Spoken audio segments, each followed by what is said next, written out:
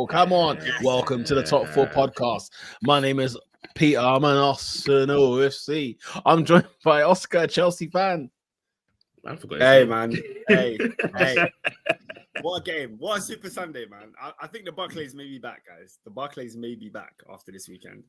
What a game. How you lot doing? We are lit. We're joined by Rubinho, a Manchester United fan. One more time, we gotta celebrate. Oh, yeah. All right, with Joshua Zirkzee. Hey. One more time, we gotta celebrate. Hey.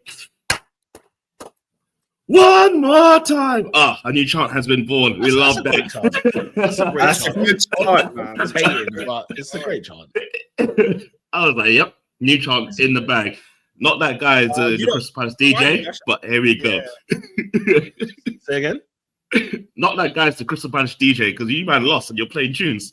Yeah, hang on. Okay, you guys have opened up. Let's crack this can. Talk to me. Why is he not that guy? Because you're playing party music when your team was just lost. Was it party? Like what? Like party? You can hear it live on TNT Sports. These men were going and going. Okay, hang on. So they played one more time and listened to the tune of Joshua Zirkzee. So that's how the chart was made, because they'll play one more time at full time. Yeah. Yeah, that's a howler, that song. There must be something else hidden. I'm sure that Crystal Palace DJ is doing his thing.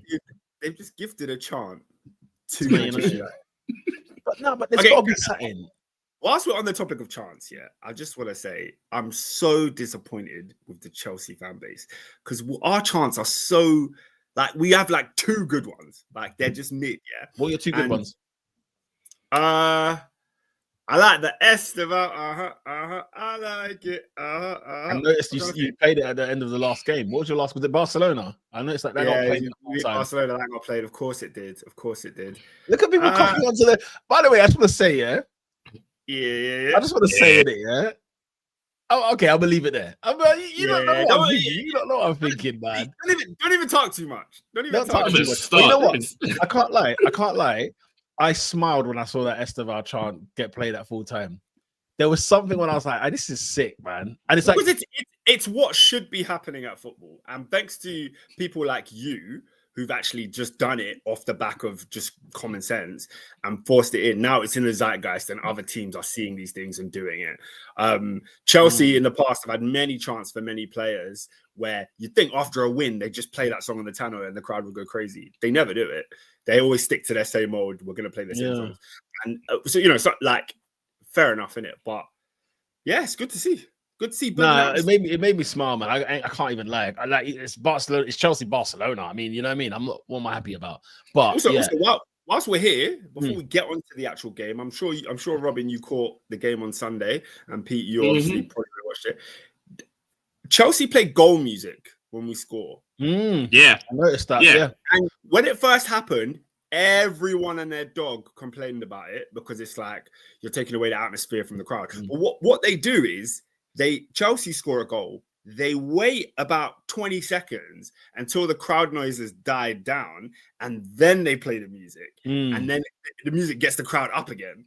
So you know what? But I thought that I keep saying isn't that not common practice? But nah, do you know what, guys? England's behind the rest of Europe, because I'm all over Europe they do that. What you got to understand, guys, football, people that work in football are not necessarily football people. Do you get what I mean? No. There is me and Oscar. It's so if people don't believe we're brothers, there are so many things that me and Oscar understand and just get with football. Where little things like that would be protocol to do. When the crowd are cheering, let them cheer, let them do their thing. Then you bring in whatever you need to bring in and do whatever you need to do, all the glitz and glam. You know what I'm saying? Because it's football. But can I also say, because it is a football thing, but a lot of my understanding of crowd control and just timing comes from the WWE. It comes from me being a wrestling fan. I have a question. I have a question for you, Peter. Has WWE set a cease and desist yet? Because I clocked. I didn't realize you were doing the Are You Ready? But then when I actually tuned in, I was like, hold on a minute. So listen, they can't send a cease and desist. They what did Drake say? Anyway, but what's it called? No, but like so they haven't said anything, no. But also, like, I haven't been playing wrestling music for a long time now, so which is sad. Okay. Hear me out. Yeah. PSR, radio play, all that stuff. Yeah. Yeah. If a song is on Spotify, surely, like, Arsenal Football Club have to, like, register that they're playing this song, and then it comes down as a play, and then therefore it can be. I'll give you a little. I'll give you a little. Or do you have a specific? Is there a specific broadcasting list of, like, there's 60,000 people here, so we can only play these songs, or is it? Can you just play whatever you like? No, I can play whatever I like within reason, and also, you know, in terms of there are some boundaries, there are some limits, you know, and at the end of a season, for example, I will have. So I always take a note of what songs I've played as part of my homework. I will always put down whatever I've played for this match day. I have that all listed. So at the end of the season, I have to send like a massive file to PRS and PPL. PRS and PPL or PPL. Anyway, send it to them, and this is, you know, giving them the artist name, track name, blah blah, and then they go according. They understand the context. It's a 60,000 seat stadium, blah blah blah. Here's what happens on a match day type deal. And then there's other licenses for things like, you know, like our Twitter account where we will do like a video just before a match day, and it's got like some sort of music there. That's a separate license. There's a license for all of our advert stuff, and if there's music in there, there's a separate license. You know, it's going and going. It's going and going. Yeah. But yeah. So Oscar, I interrupted you because you were talking about something earlier. You said the Chelsea goal music, and then you said whilst we're on that, you were saying something else, and I cut you there when I was talking about how me and you get football. When Robin was like, "Doesn't everybody do this?" No. Come back to you. No, I was going to say that. No, it's more practice in Europe because even Crystal Palace, they got their Mateta boom song that they do after they score. Man. I used to really hate goal music, but now I'm all for it. It's grown on me. It's grown on me at the bridge. I can't lie. But it has to be the song that gets the crowd going. That's the thing. Yeah. Prime example, Bayern. That's crap. Yabba Dabba Doo song. Hey, does it work? Does it work in the stadium? Does it work with the fans? It works. The fans get the scarves out. The fans get the scarves out, and it's going. And the fans, what's the song that Chelsea play when they score? What is that song? It's called Chelsea Dagger by one of them rock bands from the 2000s. Is it Madness? Oh, that song. I know what song you're talking about. Yeah. Chelsea Dagger. The song is called Chelsea Dagger, but it's like they used it. Because all I know is the bridge, Chelsea. Isn't it? I know. I thought that song. I thought, Oscar, I could have sworn that song was like, you know, like one of those programs on E4, or like it feels like it was an in-betweener song. It does. It's that feel. time. It's that era. It's like late 2000s British indie rock type vibe, and the song is about some woman called Chelsea, but they play it at Chelsea because it's called Chelsea Dagger. So it's become now part of the Chelsea like thing, because it wasn't before that. When I was going to Chelsea 2-3 years ago, I'd never hear that song. It wasn't part of our thing, but it's become now. So when it happened, what's the song? What's the song you play at full time? There's another Chelsea song that you lot play at full time. That was more the regular full time song was "Blue Is the Color." We would play that, but now when we win, we play Chelsea, gonna make this a blue day. That's what we play. I thought you lot play something else where it's like oh, sorry, Madness. Yes, yeah. So that's we play Blue Day because we played Blue Day the other on Sunday. That was when we drew. We play Madness if it's like a big win. Yeah, because I remember the crowd going nuts. The singer of Madness was a huge Chelsea fan. He's a Chelsea fan, yeah. He recorded the Blue Day song, which we also sing now. Did he?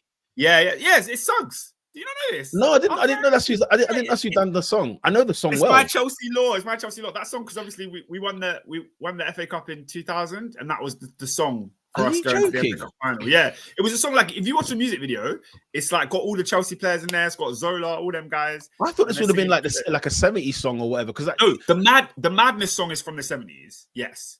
But we had an FA. Remember when teams used to do FA Cup songs? Yes, we have one. Yeah, we had an FA Cup song called Blue Day, which is a song We're that just gonna Chelsea make fans it a just love. blue day, Chelsea, song, Chelsea. yeah. I remember Chelsea. when I used to work at Chelsea store, mega store, like they had those songs just on loop. So I knew every Chelsea song for a year, for a whole season. Like all of those songs I know well, not knowing like the artist specifically, but the lyrics and stuff, I always knew it. Yeah, I mean, goal music for me, I feel like is an interesting one. Like Arsenal women have Freed from Desire as a goal music. So like when the goal goes in, then I'll play the bit when it's like dun na na na na na na, and it will go from there. And then it's like the crowd will cheer that. Then when that song fades out, then we announce the goal scorer. So there's kind of like there's a bit of rhythm to it.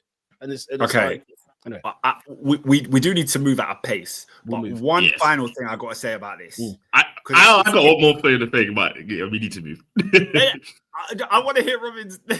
I want to hear what Robin has to say. No, it's another question to beat, but we need to move on. So I was at the Chelsea game. We're gonna get onto it later when we get into it. I was at the Chelsea game. I sat very close to the Arsenal fans.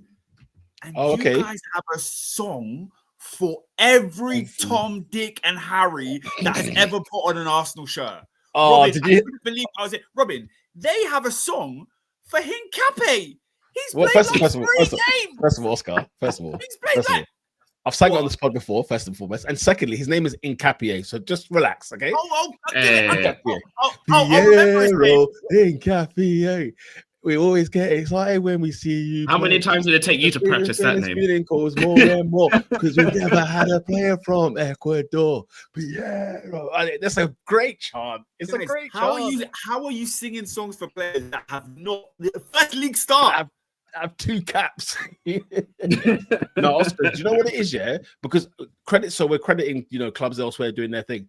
Credit to Liverpool and Man United because they've had chance for players from day one. And I think there came a point where I remember the last couple of seasons that we sat there like as Arsenal fans, we've got nothing. But Pete, do you know what it is? Do you know what it is also? It's the fact it's Northerners are so much better than Southerners. 100%. So they come up with those songs, and even when you go to like Chelsea games or Arsenal games, there's certain songs that we will sing, and there's a little bit of a Manc twang to it. Because it just sounds better in a northern accent. Yeah, Totally. They do their thing. Them not do their thing.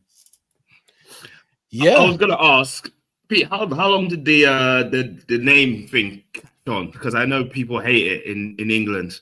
So when you say the name and then I know this. By the way, we'll get to the Palace game, but I know it's at Palace they did it now. They just shout to generous. I'm back. He is back. Hey, welcome back. Mirad, champions elect, cuz.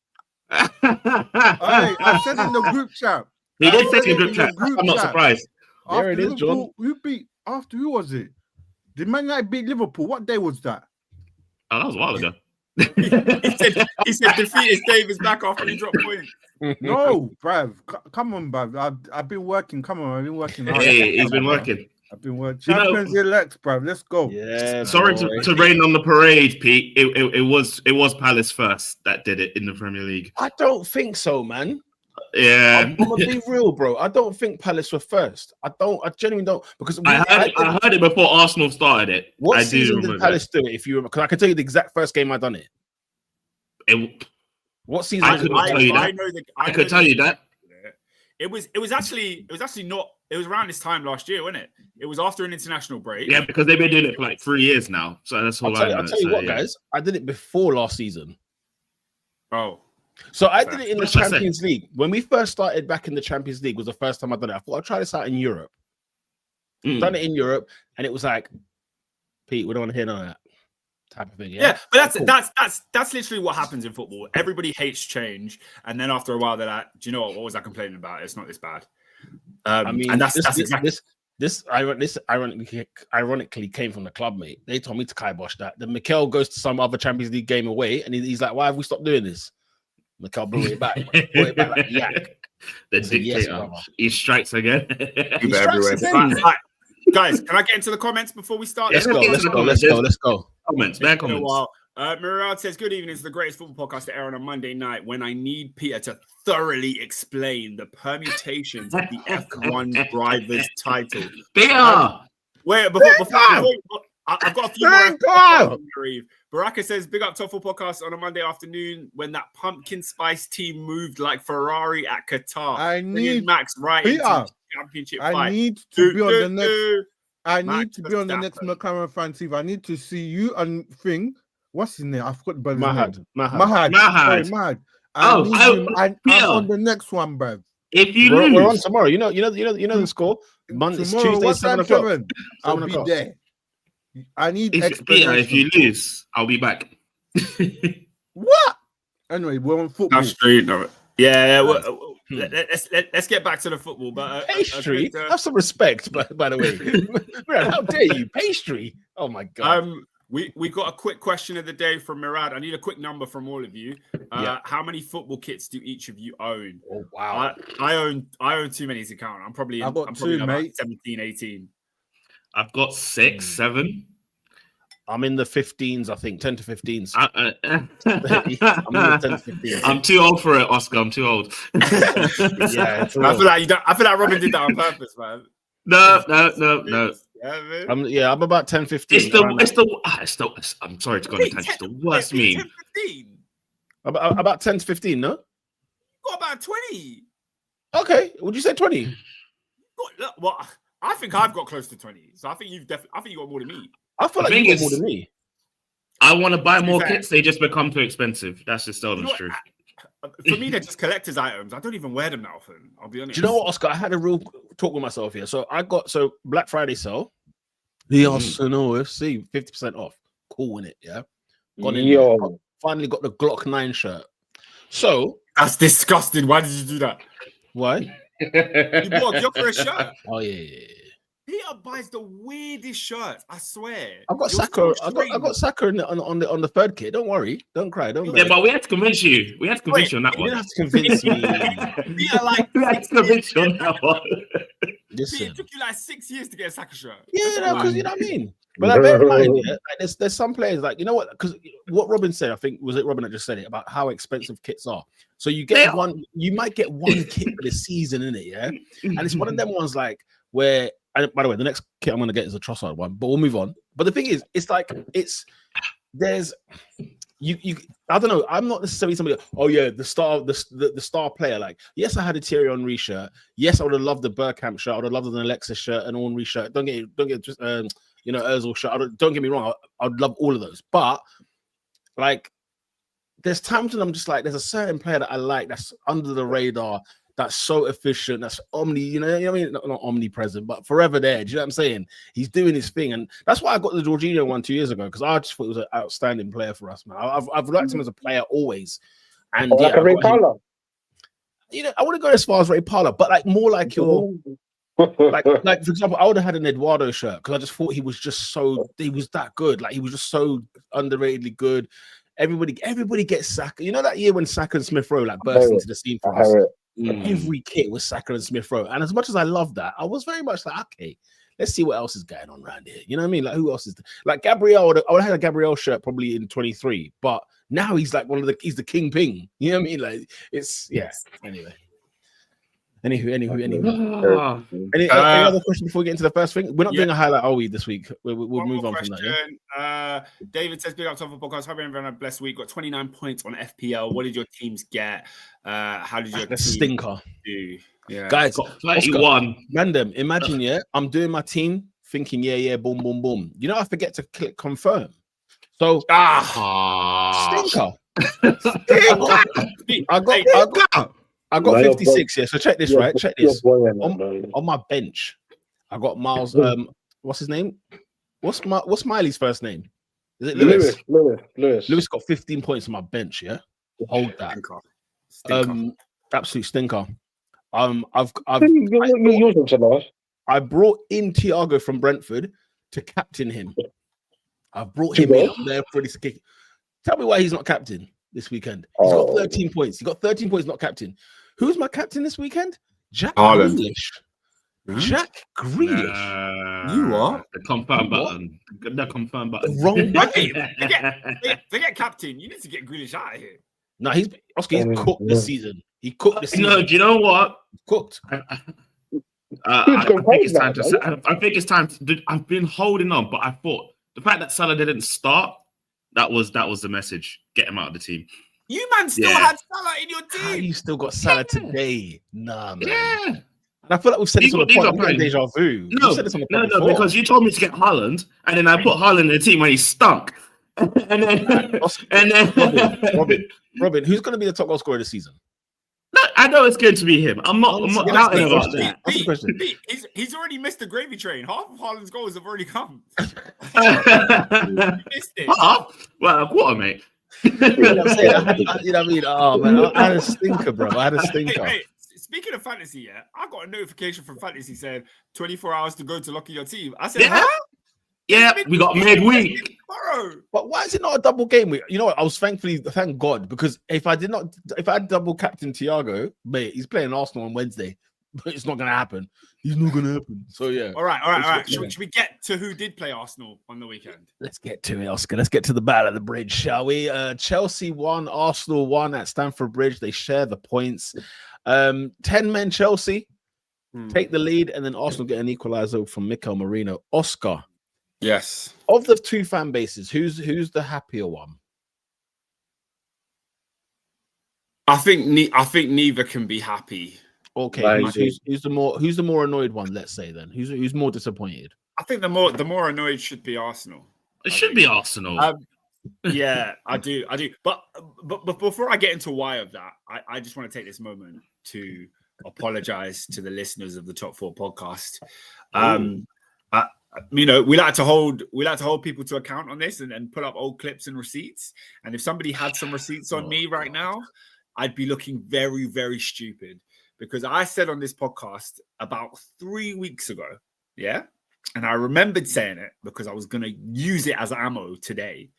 I said to all of you that in this game, a certain player would win man of the match. I think he did. That player was Moisés Caicedo. Oh, was it Moisés? In 40 minutes, he was categorically the worst footballer on the pitch yesterday. And I said he was going to win man of the match. So I have to hold my hands up. I have to say, am I bad? Yeah, I mean, Oscar, talk to us about the game, man. I mean, yeah, there was a lot to discuss. He went for murder. That's what happened there. Why was he so pumped for this game? What was the Arsenal thing for him? So let's talk about the game. I think in the build up to it, in the build up to this week, I think there was so much talk around Chelsea that this is huge. This is a massive Premier League game and a real opportunity to show that we are in a different stage than where we were last year. And I think the build-up of like Arsenal and Chelsea being first and second, Arsenal dismantling Bayern Munich, Chelsea beating Barcelona, leading up to this Super Sunday clash, Chelsea were here to show the world that we can sit at a title challenging space. We've had even from a fan perspective, I've had conversations on this podcast where Peter's laughing me out the room for saying Chelsea's ceiling is third, and I'm like, us as Chelsea fans in the team, we know exactly what we're capable of. And I think we're looking at a lot of these interviews and stuff that was coming up. There was a lot of hype that set in these players' minds that we are proving a point today. And you saw from minute one, the aggression was high. Cucurella was flying into challenges. Caicedo was not letting any Arsenal player breathe on that ball. He was coming in and clattering. Didn't matter if he was getting the ball or he was taking a foul. He was letting you know he was there. And I think it was great energy. It's what you want to see. Enzo had the same vibe. Reece had the same vibe. It's exactly what you want to see in a London derby. But the inexperience showed in Moisés Caicedo because he got too ahead of himself and moved mad. Like, he moved mad with that red card. I don't understand how you can miss time a tackle so bad and then clamp someone's ankle. So that was just extremely frustrating to me. But other than that was the only thing in the game that surprised me. That was the only thing that surprised me. I think Chelsea set out in this game very, very well. I don't think we were great at building out from the back. But 11 against 11, whenever we won the ball in midfield, you always felt like we were confident on the ball, we were dominant, and we had the intensity that meant I didn't feel at threat from Arsenal. Chelsea have the fastest ball recoveries in the league. When we lose a ball, on average, we win it back in 7 seconds, right? And now Arsenal are a much better possession team than any other team we faced. So that stat would have gone down a little bit. But we were at them. They didn't have room to breathe. Zubimendi didn't have time. Rice didn't have time. They had to make quick actions. And shout out to Rice because 11 against 11, I thought he was playing really well. But at the end of the day, football goes in swings and roundabouts. I've had a lot of people say post this game that, if the game said 11 versus 11, Chelsea would have won. And And I'm like, I can't go that far because when you are on top, you must capitalize. You have to score in those moments that you're on top. Football swings back and forth. Arsenal would have got a foothold into the game and played better. However, the ball fell to Esteval 5, maybe 7, 8 yards out. He's got to score.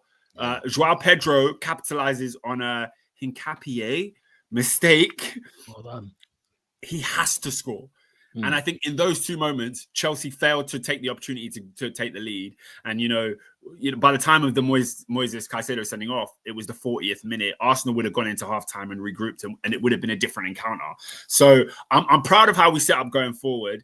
And then after the red card, phenomenal. I saw a bunch of really, really mature performances from Reece James. I saw passion that you would want from a captain in Enzo Fernandez. And I saw the team defend as a unit, as I've constantly seen from this Chelsea side under Maresca.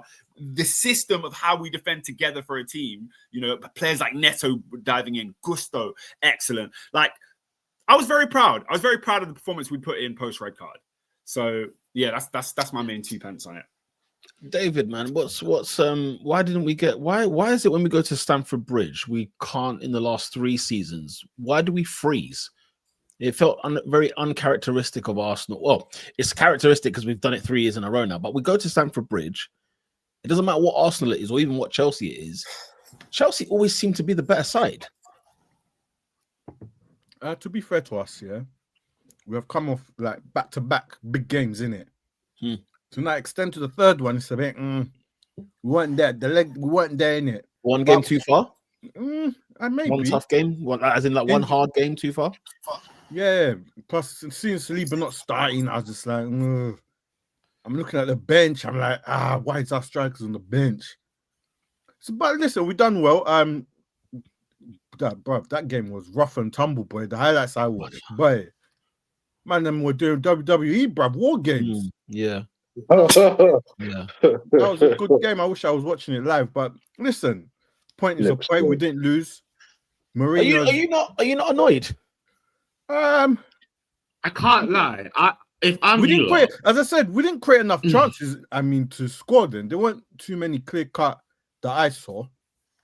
But that's my problem, no? Because you know what? If Arsenal play Chelsea, right, and we have like 4 or 5 big chances, we missed them.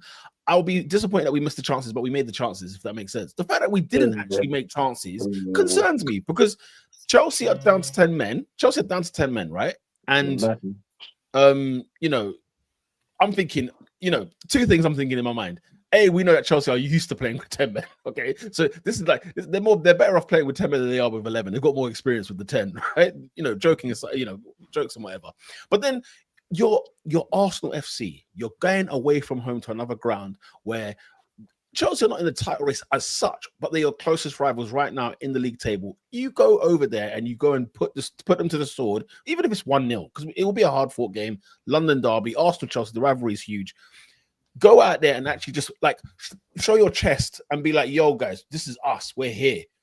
The fact that, like you said rough and tumble. I'm seeing us go toe-to-toe with Chelsea because Chelsea were playing this kind of game of, look, we're down to 10 men, so we have to regroup, we have to reshape, and we're gonna squash every Arsenal player we can find, right? And just stop them in their tracks. Why are we playing that game? We started to match them for that. We were conceding silly fouls, like silly, stupid fouls, because they were getting to us. They were getting to us like up here. And I was very much like looking at this team thinking, no, guys, take a minute. You're one up in a sense of you've got more men than Chelsea do, right? And we need to now, we can suffocate them. We can take our time. We don't have to kill them, but we can slowly kill this team as time goes on. I'm sure when Oscar saw Moisés Caicedo sending off, he would have taken a point there and then and said, "Look, let's get the hell out of it." But then as the game, I would have paid money for a point. You would have paid money for a point, but then as the game grew, Chelsea fans would have grown as well. They would have probably said that, hang on a minute, Arsenal there to be taken because this team's not actually that threatening. They're not that dangerous. Even the fact that they've got serious men in their team, Chelsea were out here trying to pick fights. You know what I'm saying? And they were picking fights with us, and we were kind of not taking the bait as such, but the fact that it seemed like the red card affected us more than it affected Chelsea, and that's a problem for me.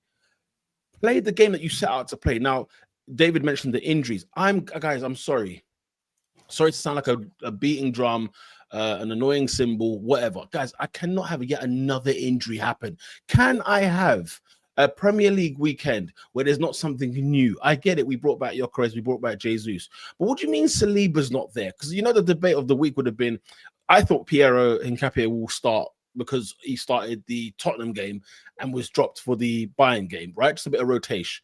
And I thought, okay, cool. Like, let's see. I want to see Piero there. Then I see the 11, and I'm like, wait, Piero and Mosquera's playing. Where's Saliba? I was like, where is it? Where is he? I've not heard no noise about anything that's happened. And it's this thing of like, it's one thing, guys, to get training, get injuries during a game. You've had a collision with somebody or whatever, you've pulled something, blah, blah. But these injuries are happening off the pitch, all of them. And I'm like, we've had, and this is not just an Arsenal problem. Clubs across the board are having multiple injuries per week, per 2 weeks, per month. I read a stat today that Mason Mount has completed his first 90 minutes for Manchester United. He's been there for like 8 years. Exaggeration. But like that's annoying me, by the way. That really is jarring me, because I don't think I've come to this realization, David. Arsenal are never gonna have a first full strength 11. It's not going to happen this season. There's never going to be a place where everybody's fit. And when I say like everybody fit, I mean like if someone's going to be injured, let it be Mosquera, let it be Norgard, let it be maybe Jesus. Not my first 11 every week being touched, altered, whatever. Look, can I just chime in here? I'm not overly, like, how can I say this? On Top 4 podcast, I feel like particularly the Arsenal fans, you, Lola, the lot of you lot never have any sympathy when other teams are going through their injuries, When Man United had their injury seasons and it was mad, you lot were talking bare about them. When, there was 1 week on the podcast, Chelsea had a game, Fofana wasn't even in the squad. You spent about 20 minutes berating his injury. Oh, this guy's terrible. Hasn't kicked a ball for Chelsea in how long? When we talk about deficiencies in teams, about when we don't have a player, when we don't have a centre back, and you lot are never trying to hear it. But now, I'm sorry, yesterday I saw a lot of fit Arsenal players. I saw players warming up. I ain't seen. You have a lot, bro. I saw Jesus. Okay, so let me counter. The play, like your Fofanas, even a Lavia. I was thinking about Lavia today for some strange reason. I just said, guys, it's time to cut ties. There are some players who are injury prone. Like the Mason Mounts of this world, the Lavias, the Fofanas, albeit Fofana probably had some big injuries and they happened on the pitch. But there's a lot of players where you just think, Luke Shaw is still a Man United player. Like there are some players that you just say, okay, enough. Like Chilwell, I find out is playing in Strasbourg. Yeah, I don't think you can classify. I don't think you can classify those things because yes, there are some. Our players are not every week. They're not every season injured. Look at all the players that are injured in Arsenal's medical bill right now. They're not players that are always injured. No, do you get what I'm saying? That's why I was mentioning it. Yeah, I'm not saying you can't complain about injuries, but I don't think the result of this game can be put on the fact that you had absolutely not. No, by the way, okay, let me make myself clear. I am not talking about the result when it comes to these injuries. I just had it as it was a down an alleyway kind of side note because every weekend Arsenal has an injured player, a new one every weekend. I think we've had 2 weekends in the Premier League this season out of I don't know what we played 13, 12 games. We've had 10 injuries. But I mean, look, coming into this game, and we're not the worst. That's the thing. That's the crazy thing. We're not even the worst. Chelsea's best centre back last season was Levi Colwill. He played 38 games. All of a sudden, he's now out for the season. Obviously, our best attacker has been Cole Palmer the last 2 years. He's now not played about 7 or 8 Premier League games this year. So we have to go through and adapt. And I think Arsenal, for me personally, I'm seeing a lot of talk about Arsenal lacking the centre backs for build up, and that's all well and good because clearly in the first half you struggled with that kind of side of the game. But in the second half, why do you guys think Arsenal didn't go and take the game to Chelsea and really, score? We had 10 men. Why was there not that driving feeling that we were going to concede a goal? That's where. So I was saying to David, I asked if he was disappointed. I'm devastated by the result. Because of that very thing you talk of. Like, we didn't go and give it to Chelsea. We are up. We are one man extra. Listen, anyone that plays Arsenal is a long day for you at the office. It's another day when you're down to 10 men against the Arsenal and you're playing against 11 men Arsenal. Like, it's not fair, right? So, but you wouldn't think it. Correct me if I'm wrong. Did Sunderland have 10 men? No, did they not? No. Okay, fine. Sunderland were 11. Sunderland were 11. I'll tell you what's a concern, and I'm intrigued to see how we get on at Villa on the weekend, because the last away game before Chelsea was Sunderland away, then Chelsea away. 2 disappointing performances, right? We go to Villa on the weekend. Obviously, we've got Brentford on Wednesday at home. I think we should take care of business. But Villa away would tell me exactly like what's happening with us away from home. I'm disappointed that we didn't put Chelsea to the sword. We should have, but it's a reoccurring problem. I've noticed that since we won at Stamford Bridge, I think it was 2022, when Gabriel scored the header 1-0. We have gone to the year after that. Declan Rice's goal from wherever it was. We were fortunate to get a draw there. Last season was a stinker. Chelsea were the better side last season. We got away with a draw there, and then this weekend, disappointed again. It's like we froze. So David puts things into perspective. He's saying, look, we've had 3 solid games in 7 days: Tottenham, Bayern, and Chelsea. If you were to say they got 4 points and a win against Bayern Munich, you would take it, and I would take it, right? I just think when the circumstances met, would a draw at Chelsea be disappointing? No, of course it's not disappointing, but again, when you watch it's easy to say things on paper, but when you're there watching it through live, Chelsea go down to 10 men. Chelsea are vulnerable. And credit to the crowd, because the crowd didn't actually feel that way. If anything, it kind of lifted the crowd a little bit. Chelsea fans were a bit more like, let's come on, we're down to 10 men. Let's have a go. Let's stick it on them. Let's actually fight. I think the crowd was definitely deflated after the red. And then when we had that attack just before we scored, and then we scored, it was like, bro, we're serious guys, isn't it? We're serious guys, and we're going to put up a fight even if we do lose. Yeah, tough result for me to take, man. That was hard to digest. I was going to ask, really, like, especially, why do you not like, we know Arsenal didn't put it to the sword, but what do you think was the issue, if that makes sense? Like, they're down, you've gone 1-1. What was the what were the errors that were not making you like get the thing of the line? Yeah. It's funny you say that, because what was Mourinho's goal? 63? Yeah, it was like 63. It's like you had another 30 minutes to go. So ages. Feet up. When Mourinho scores, feet up, boy. I said it's a matter of when.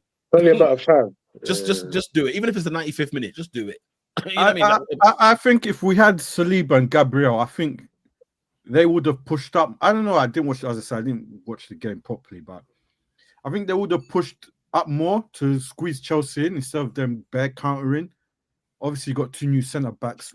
Yeah, playing. So I think there is an effect with those centre halves. People think, because they play at centre back, they surely got nothing to do with the attack or anything like that. But if we're 10 yards forward in terms of holding that line, Chelsea have to get squeezed and. Yeah. That's what I'm saying. The squeezing starts from the back in, and then obviously Rice and Thing will then go further. All right, guys, let's press, get the ball back. And don't get me wrong. On one hand, David, at the end of the day, it was good Chelsea. At the end of the day, it's not like Chelsea were average. Chelsea were really good on Sunday, but at the same time, I think we've got to think of different ways to unlock the door. You know what I mean? Of course, you need players that are gonna take the ball and let it all work out. And your mate comes on again and starts flicking the ball over defenders. What was he doing? Who's your mate? Who's your mate that gets the ball and starts trying to flick the ball over someone's head? Who does that? Customary. No. Oh, Jesus. No, not him. He had a dreadful cameo. Oh, Martin. Yeah, your mate, Martin. Waiting all day for my number. Oscar learned all the songs, man. Hey. When he's on the ball, he's magical, Martin. Hey, you see Odegaard, yeah? You see, there's some players that are just sick. They're sickening. You know why? Because Odegaard will create a half chance. The ball will roll out of play, and he'll look at the fans and go, "Come on!" Honestly, you want to throw a plastic bottle at him, mate. You're like, shut up, get us an assist. Esteban did that. Esteban missed the sitter against Arsenal. The ball falls to him. He blazes it over the bar. Then he looks at the crowd and goes, "Yeah, make some noise." I said, "Brother, score!" Yeah, allow him. He's had a magical week. He's had a magical week. Robin, I'll tell you what, if I was to pinpoint a player that I think Arsenal deeply missed, David makes some great points in the centre half. Leandro Trossard makes the difference in them tight situations. The guy can do things whereby, when it's against the grain, we need something new, something different. Trossard, that is his moment. He's in that pocket. He did it against Sunderland. He's in that pocket of, right, what we've been doing for 60 minutes hasn't worked. I'm going to do something unorthodox. And the goal he scored against Sunderland is a prime example of that. But anyway, I want to touch on a couple more things just before we very quickly. Firstly, I got to give my flowers to Enzo Maresca. We had a tough week, Barcelona and then Arsenal, and it seems the status report from Twitter today is that Barcelona are a really bad side who play a high line. And this was Arsenal's worst performance of the season. Everybody we beat is rubbish, yeah? Every team that Chelsea beat or play well against is trash. PSG are trash. Liverpool are trash. Everyone's they're just bad teams. So nothing Chelsea do can be credited. But shout out Enzo Maresca, because he's proving himself to be a real tactician. He goes into these games, and you can tell by his press conferences. And I remember we spoke about this earlier. We were talking about Arne Slot in the press conference, and he came out after a game and commented on, I think it was Man United. He commented on who was starting for Man United and who wasn't. Yep. And I was arguing on the side of Arne Slot, because I was saying, this is what managers do in 2025. They watch the other team. They plan against that. And I think when, Peter, you mentioned it, that, everything Chelsea were doing, Arsenal were doing back, and just sort of combat it. I don't think that's by coincidence. I think that's by design. Enzo Maresca will have studied tape on all your players and mapped it out perfectly. And the game was man to man. It was physical and aggressive man to man. And I think that's exactly how Maresca wanted it to be. So credit to him. The second thing I have to give Maresca credit for is playing Reece James in midfield.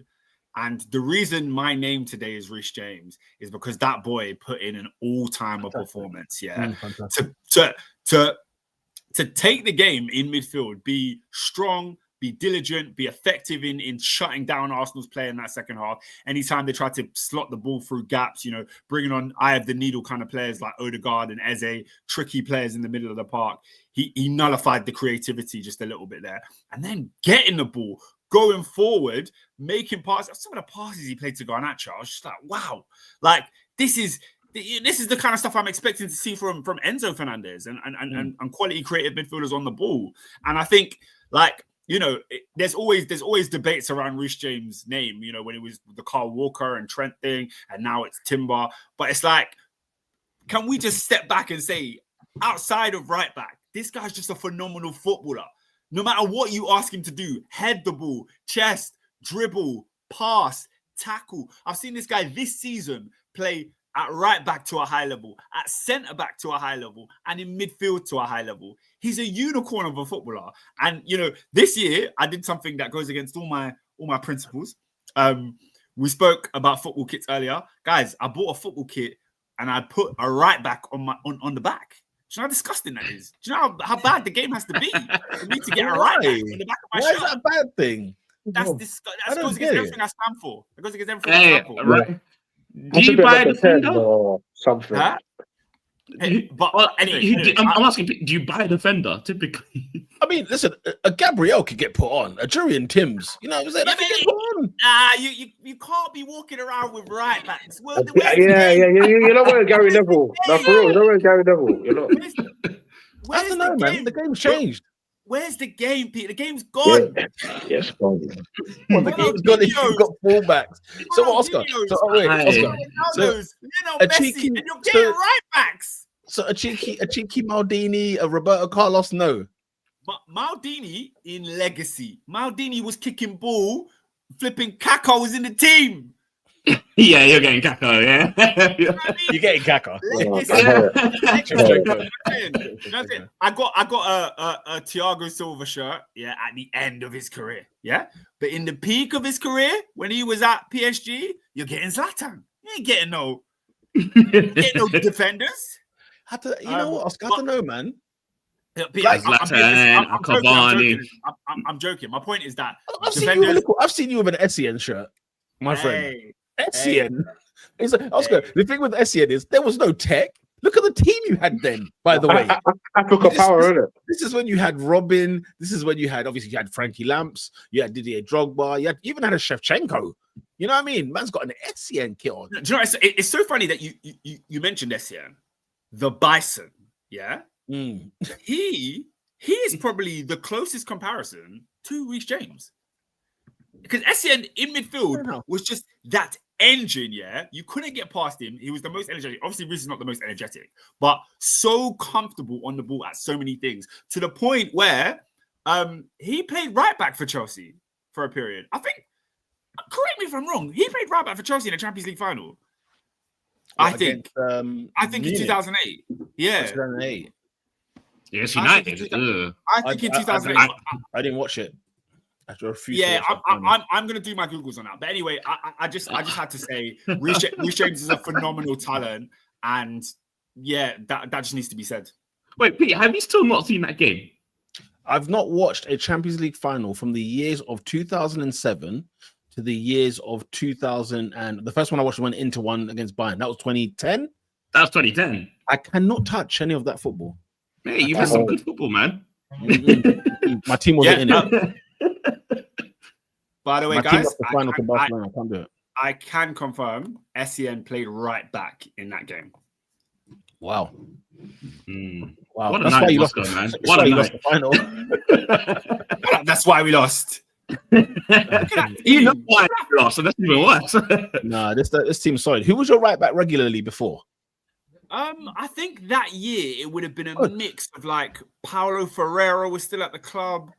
Look at that. Look at that midfield. Look at that midfield. Robin, it's a scandal. These men were so bent. They had Essien, Ballack, and Makelele in the same OP. Side.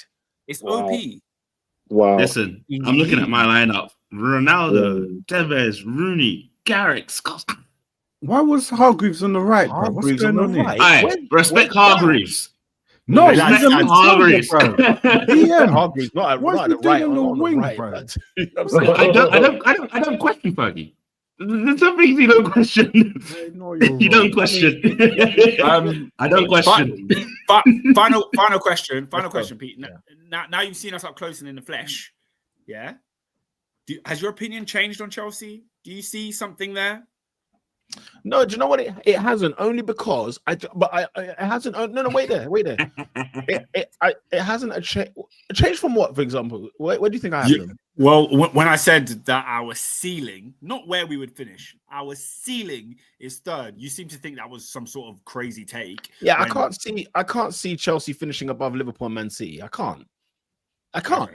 Yeah, and even now I can't. But what I will say, it's not for the lack of Enzo Maresca. I think Enzo Maresca is doing a really good job over there at the moment.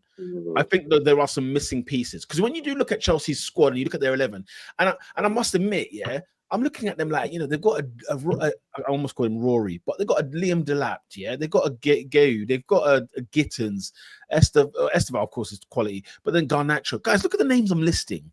That can't be in your squad if you're going to try and be legit serious, like going into those. Because you know what's funny? I watched Newcastle Everton, and I saw like Livramento and Hall. Correct me if I'm wrong, they're both Chelsea players, weren't they? Both Cobham lads. Yeah. And I'm thinking to myself, how are they at Newcastle and not in this Chelsea side? They should, like, if you're gonna go down this youth route and you're gonna go with these, like, you know, unearthed players, but you're gonna kind of spice them up. And look, Chelsea might have got a lot of money for the pair of them, and that's the whole point, right? It's Moneyball. But I'm there thinking, no, if Chelsea might turn the screw at one point and then start getting some go-getters that are ready to go today, and the opinion of Chelsea might look different. But the way that we've seen the transfer policy be, it's because I don't believe in Chelsea's long-term planning unless it does change. That's why I don't see Chelsea any different. Were they good on the day against Arsenal? they were actually superb. Were they good against Barcelona? They were fantastic against Barcelona. And they will have those moments where if Liverpool and City decide to start sleeping, Chelsea will be there. They'll have a word to say about that. My opinion. And Liverpool are fast asleep. Liverpool are snoring, but for now, but what's it called? I don't. This my opinion of Chelsea hasn't changed. No. We're going to be there, guys. We're going to be serious this year. Great all right. As we move along, I was going to say, and it does lead into other things. Champions League. How you man felt about the midweek in general? Last week I told you guys we're going to slap Barca, and we did. That's how I feel. Esteval is coming. That was what I used to say 2 years ago. Now he's here, and you're seeing it live in the flesh. Yeah, he showed Lamine. I'll tell you that. Here's the thing. This is why the Premier League is the best league in the world. Because, all right, I know Liverpool and City ain't holding their end of the bargain, right? But I'm watching Chelsea play against certain teams. I'm watching Arsenal play against certain teams. Newcastle, Newcastle the week is. You know what I mean? But like, I'm watching certain, like, in fact, Newcastle's a great example because when I watch Newcastle play teams like, say, Athletic Bilbao, for example, or and I think, okay, that's going to be a tough game. That's going to be a hard sandwich to get through, and they deal with them. I'm like, nah, man, you can't chat to these lot when it comes to the Premier. Like, Arsenal can't be beating Bayern Munich 3-1 at home, blood. Comfy. They can't be. They can't be doing that. You know what I mean? And Bayern's serious, blood. Like, it's not a small. No, I was surprised. I was very surprised. And here's the thing, though, Ruben. Right? We're in November, December. We can't judge European football in these months. I always told and that was the key comment. What Hansi Flick said. He said, "Whilst running, let's wait until April, May." Because it's the thing with Real Madrid. I remember for years, Real Madrid seemed like the team that didn't deserve to win the Champions League. It's because they went to sleep from September to January, and February came round and said, "Okay, now it's time to pull up our socks. It's time to lock in." And that's where the real, like, don't get caught up in judging teams this part of the year. You judge them in that new year. From that new year onwards, we're gonna start seeing real. Like real recognized real. That's when it will start to play. I'm delighted. We're top of the league. We're living life in both leagues. We're happy. But, I'm not going to get ahead of myself. Absolutely not. Because I'll blink and it will be February. We got Inter away and we get dealt a lesson again. You know what I mean? Like a European lesson. For what? Just because they were serious the second half of the year. Should we move on? But yeah, no, we're happy to move on. Let's do it, man. Let's do it. Let's go. Where do we want to go? Because there's two places we can go. They're both in London, so we can. Who wants to go south? No, I said the whole Premier League was in London this weekend. So it felt like it. We want to go south. We want to go east. Where are you guys fancying? I don't know whether to go to United or whether to go to Liverpool. Liverpool. South. We'll go Liverpool. I can go east. We'll go Liverpool. United had a good result. We'll talk about them later. Liverpool had an interesting result, but there's been an interesting week because, of course, you lost at home to PSV 4-1 at home to PSV is a cause for an emergency meeting. There's an emergency meeting that had to take place in midweek. I did everything I could to back Liverpool last week, right? And talk about, look at all these other things, what's going on, blah, blah. I saw that shoddy performance against PSV at home. Guys, PSV are the kind of team that if you're in the Champions League, you don't even probably watch the game. 2-0. How you deal with them? 2-0. Licking your chops. Licking your chops. But we beat them 7-0. We beat them 7-0 away from home last week. Guys, I can't lie, yeah. There are certain aesthetics of football that I just like seeing, yeah. Liverpool getting beat at Anfield in the Champions League is brilliant. It's brilliant. I don't know it's what top tier. It's the lights. So it's the fact. Do you know what it is? It was ever since Atleti in your life. Let's calm down. Atleti was the top one. Let's calm down. No, Robin, nothing tops Yeah. Atleti. I watched that video once it was come out. I kid you not.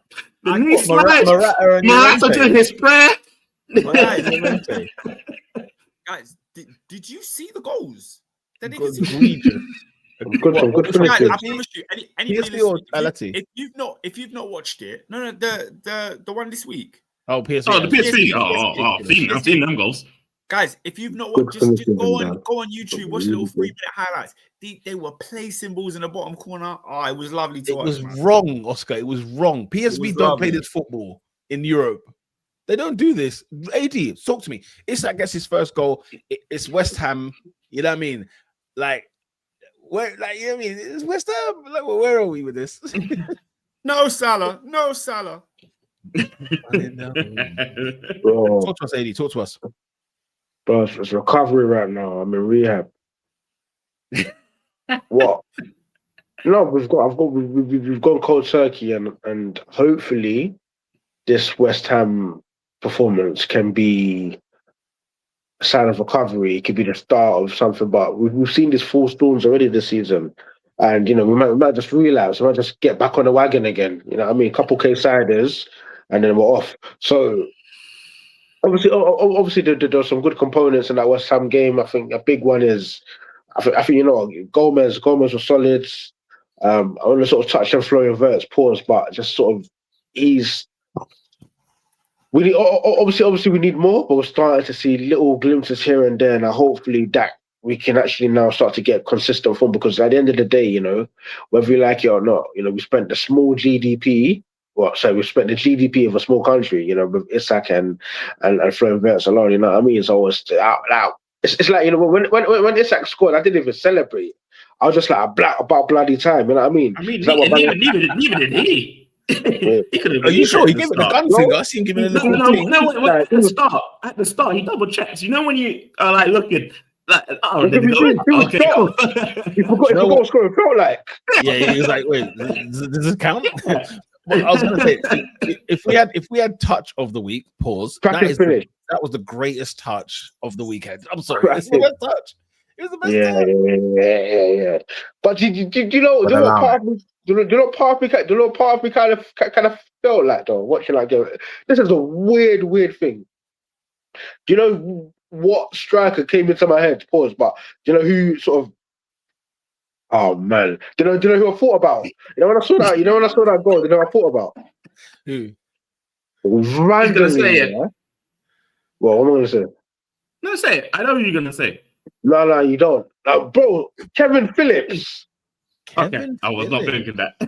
A 40-year-old Kevin Phillips at Birmingham City. That's what Isak is giving right now. Where the physically spent. But if you give him half a yard in the box, he'll finish. So. Hopefully he can get Broski, because there's times where obviously you're a football man. You're a football man. Kevin Phillips in Birmingham, guys. You know how precise that is.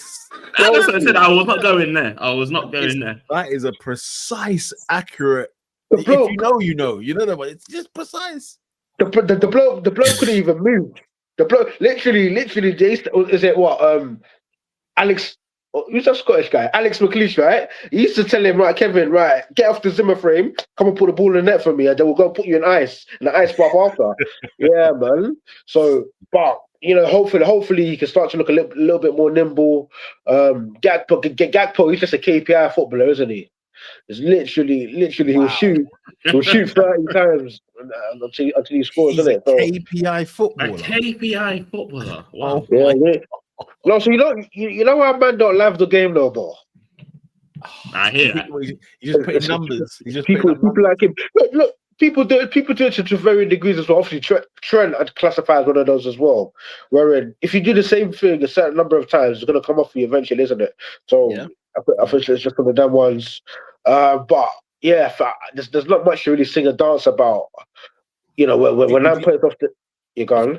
No, I was just gonna say, like, is it because it's West Ham? Are you just not really? Are you not flinching? Oh, West Ham are a mess. And if you want to get into the skullduggery that we saw over there from their players, be my guest. But yeah, I think it's the fact that it's a poor West Ham side that showed us respect, didn't really sort of get into the game, and whilst the signs were good.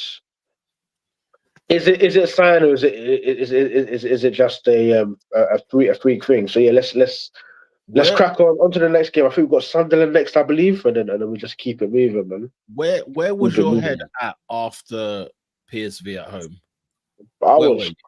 You know what, bro? I was crestfallen. I was devastated. I was disappointed. I was heartbroken. I was mystified. I was bemused. I thought that break your. I thought that would break you. I thought, you know what, he's gonna call it. He's gonna call for his head. I was close to being broken, but do you know the saddest thing? I wasn't surprised. I wasn't surprised. PSV. I know it's shocking, but PSV 4. If it's a 2-1, I hate maybe a 2-1. Yeah, you could say this is Liverpool just in a rut. 4 is bad. I know, but the players look broken. They're a shell of their former selves. It's almost like comatose state, bro. You got packed in 3-0 to Forest and then 4-1 to PSV 3 days later. And also, Adrian, it's not like you played a weak team against PSG. No. It was a good team, bro. That's full strength. But that's the thing. But I question it though, and this is the only times I will back Slot in this time, because I'm like the penalty. First of all, is like basic things. What is your defense doing? What's Van Dijk doing with his hand up and then complaining? It's just those things. I'm just like, right, what is going through the player's head at this moment to do basic things wrong?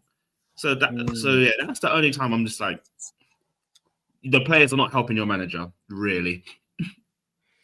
Yeah, they're not. David, you jumping in? Say something. Oh, what? By Liverpool?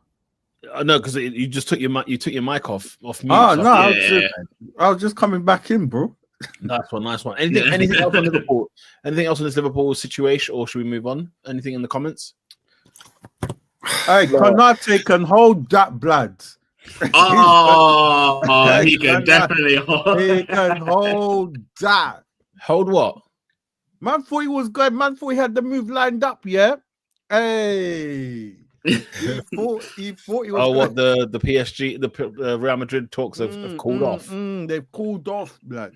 They've called off in Perez. But that's mad. How does Perez rang Liverpool to tell Konate is not happening?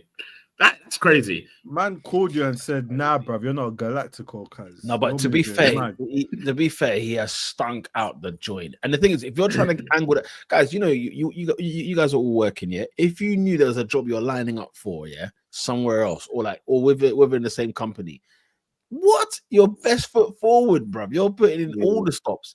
Your manager's gonna be like, I've never seen you work like this before. What's changed? You got a new diet going? What's going on? It's like, no, I'm trying to leave, bruv. I'm trying to get this other gig over there. It looks good. I'm trying to put my best foot forward. You don't stink out the joint for Real Madrid. That's madness. You've done bad when the manager, like you said, the president has to call the club and say we're calling this off. First of all, that's a disgrace in and of itself, bro. That's crazy. Well, yeah, true. By the way, yeah, that's a disgrace in and of itself. Right. Let's talk about a team that was a disgrace last week, but bounced back, I think, with a bit of integrity. That's Manchester United getting a win at the Palace, guys. A good Palace in terms of this season. Man United go there and get all the 3 points. I do have a bone to pick with somebody, but I'm willing to hear what Robinho felt about this game at Selhurst Park. I feel the same like I feel every week, because it is a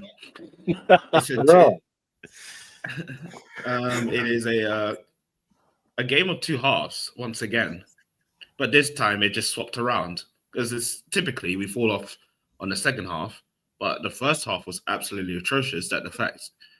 Everyone's saying, "Oh, good second half, Man United." I'm like, no, that's 45 minutes out of 90. I need 90 minutes of good football. That is all I'm asking for. Yeah. And if you look at the goals were delivered by actual set pieces, and it did surprise me that we had the same stats. We had the joint top set piece scores with Arsenal at 10 in the season so far, which is like, oh, really? Yeah, because I don't see us really scoring set pieces like that, but. Those are the stats. Marcus Maguire. Wait, random one. Does Maguire at Anfield, does that count as a set piece? Maybe. I don't know. What? Because it was a corner, came out of play, then Yeah. It's a good question. But anyways, but still interesting anyway. But I'm happy to get the win, because it is our first win at Palace since 2020. It's another stat that is now off the drain. Yeah, No, Palace. You don't like Selhurst, yeah? We don't like Selhurst Park. We don't like the Amex Stadium, Brighton, and there's one other team that just annoys me. But I think it used to be Wolves, but not anymore. Yeah. But yeah, those are the teams that we just decide no, we never do anything well there. But we got the 2 points, not 2 points. We got the 3 points, and yeah, but there's nothing much to write out. We were good second half. We were much tighter. We were actually winning the second ball and all that stuff, which was good. But it's the basics. That's why I'm not excited. Good from Xerxes to get the goal. His goal was literally out of nowhere. It was a top quality goal. It was a top, very, very good goal. It does. Yeah, man. He needs that, man. Yeah. And actually, because even he was atrocious the first half. So the fact he got the goal and Mason Mount, very good. I think that was the other. Yeah, very good free kick. Bruno's a crackhead because if you hear Mason Mount's interview, he said, "What was the science behind the goal? Do you guys practice it in training?" And he was like, "Yes and no. Yes, because we've done it before in the preseason. But when he was talking to Bruno about the goal, he said, no, just have a shot. And then as he was going to shoot, Bruno said, no, I'm just going to slide it to you and slid it there. So Mason Mount's like going like, oh, what do I do? And he just shot. And that's how he got in. So, yeah, Bruno. Bruno. So, yeah, absolute crackhead. But it's, yeah. The guy I had a quote to pick with is one Dean Henderson. Because I think, Goalkeepers Union, talk to us. By the way, for Goalkeepers Union, guys, the goalkeepers as a unit have had a shocker this weekend. They have been dreadful across the park. I just want to put that out. Oh, we need to go to. Oh, okay, yeah. We'll go. Wait, yeah, continue. Guys, you know where I'm going, yeah? Okay, cool. Yeah, 100%. But what's it called? The free kick. Because first of all, Xerxes' goal, although was good, and I thought was actually a really good finish, Henderson can't get beat from there. Especially with the window. He can get beat from there. He cannot get beat from there, right? And it far post, by the way. Yeah? Yeah. All right, cool. The free kick. Guys, I watched this free kick 3 times because I said Henderson is still talking to his wall when this kick's being taken. The level of unseriousness. No, we can't have that at the highest level. Glasner kicked the case of 4, you know, there's 8 Lucozade bottles. Or the equivalent. He kicked the whole thing. Fresh white shoes, yeah. Fresh white crepe. He booted that thing. That's creased and it's been scarred. That's how we felt about the situation. I'm looking at Dean Henderson like, excuse you, you're there flapping gums. We've got Bruno Fernandes and Mason Mount on the free kick. You need to get ready. He's not ready, but as you said though, Robin, right? Maybe he's got a bit of grace because of what you said in terms of how they discussed the free kick and how they were going to take it, caught him off guard. I'm not talking when the referee has blown his whistle. What are we doing? The free kick, although was good again, was poor from a goalkeeping standpoint. That was my burn I wanted to pick. We can get to the goalkeepers in a minute. We will get to the goalkeepers. But yeah, no, it's not all right home game. After we got the second goal, we were just comfortable. Back. No, Palace weren't offering anything much, and we got 3 points. Do you know why they didn't offer anything much? Do you know why they didn't offer anything much? Because Ismail Assar is just cold. Yeah, I think he's a really good winner, and obviously he was dangerous first half. He had to come off because of injury. But who did they replace him with? Eddie Nketiah, man. This guy, leave the boy. This guy is not. He's not box office, man. He's not what you want to see. And I follow. There's a famous Palace TikToker that I follow. And he basically said, because Mateta missed an absolute sitter in the first. Yeah, he did. He does that a lot. He misses a lot. Yeah, that was what he was saying. He was basically saying like every week Mateta misses a surefire goal. Like not on some like, you could have done better there. Like no, you are through 1-on-1 with the keeper and you're just messing it up. And I'm like, Palace, man, get it together. Man. Yeah, man. So United. I guess they've kind of recovered some damage from the Everton defeat last week. No, they haven't. We got West Ham on Thursday, and West Ham are one of the worst teams in there. You'll beat West Ham. I can't say that. I cannot say that. I guarantee. You'll beat West Ham. Where is it? OT. At home. You never know, man. You know what, David? If this is at London yeah. Stadium, I can't lie. I'd give United the 3 points. But you see, Nuno Espirito Santo, blood. Yeah. That guy away from home, he's coming to stink your joint out, man. Man, at home, I'm never confident. He's coming to stink your joint out, blood. Let me tell you that. Oh, listen, United at home is more funny. Hey, your bench is. Oh my god, it's smelly. And FIFA just announced. It's ponging, man. FIFA have just announced that 15th of December, all teams need to release their players for AFCON. So I'm just like, wow. December. Wow, who you got? So Peter, who have they got? We're losing. Oh no, Brazilian. My bad. Ahmad. We're losing Ahmad. Who's and Mazraoui. Cote d'Ivoire. I don't know why I had Cunha in my head, but I met him Buemo. My bad. because Cunha got knocked out for the last week, and no one knows who, where, and why. He's back in training today, and he's back in contention for the game on Thursday. But United have kept tight-lipped on what happened. Because saying you can't. It's like karma, bruv. How are you stubbing your toe, bruv? What's going on here? What's going on now, David? I'm looking at United's bench on the weekend, blood. Bro, I'm seeing smelly, yeah. And that's why I said 3 weeks ago. I said like, we need to get to January. We need to get to January. Ugarte, Heaven, Mainu, stay lacy. I need 2 midfielders. I said I need 2 midfielders. Give me 2 midfielders.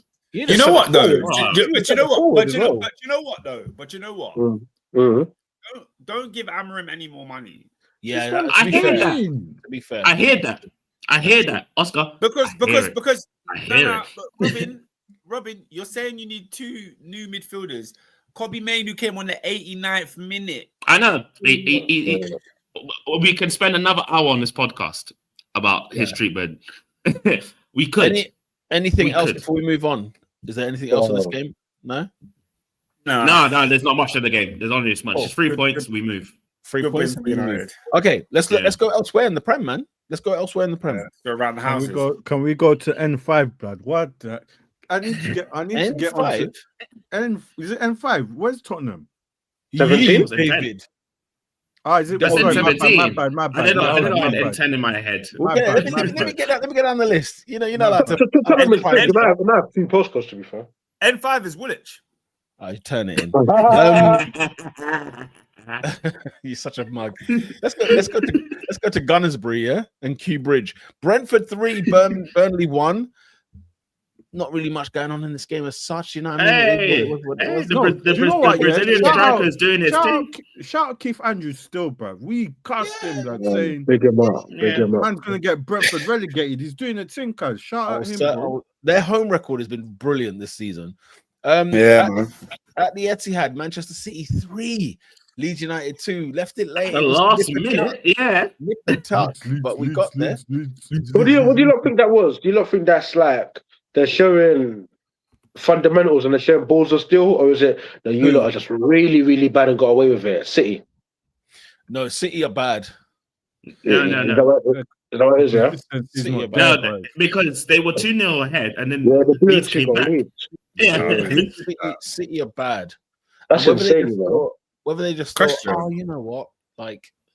And they even got midweek as well by Leverkusen. Leverkusen at home. This is but Pep had a stinker though, bro. What was he doing? He did Pep things, right? What did he do, bro? He subbed the whole team, bro. Yeah, they said it was 9 changes, bro. Trafford was in goal. He took the piss. That's your first problem. Yeah, that was your first mistake. Trafford in goal. There you go. That's what you get. Oscar, no good. The penalty that Burnley gave away to Brentford was one of the most disgusting challenges I've ever seen. Mate, he took out 2 man. There was bare penalty. Yeah, he took out 2. First of all, I saw Thiago 2 man and he didn't get the ball. Thiago and Ouattara. Why were they going for the same ball though? It was literally in Ouattara's possession, and then I see Thiago get involved. I'm like, whoa, have you seen the comp? Ottawa Dango is won about 5 penalties. That's like a special move. Like he knows how to put his body in a compromiser position and bait contacts. That's what I'm saying, man. That challenge was shocking, bro. The challenge was horrendous, but there was a lot of penalties this weekend because I swear Burnley got a penalty as well. Was it? Yeah. But that was a standard one of the Oscar, that was a stinker from my man. What was his name? Coyote? Another one with no shin pads. It's like get some pads on. That was 3-2 Man City against Leeds. 3-2 as well. Sunderland Bournemouth. Hey, shut up, Sunderland, bro. Sunderland are in trouble because they have 7 players going to AFCON. 7. They are in trouble. That January is going to hit them. That's got a bad squad planning, isn't it? Do you know what? They've got enough points on the board, man. I'm not saying they're going down, but they're currently what? 5th? David, that's a stinker, man. You can't have 7 go.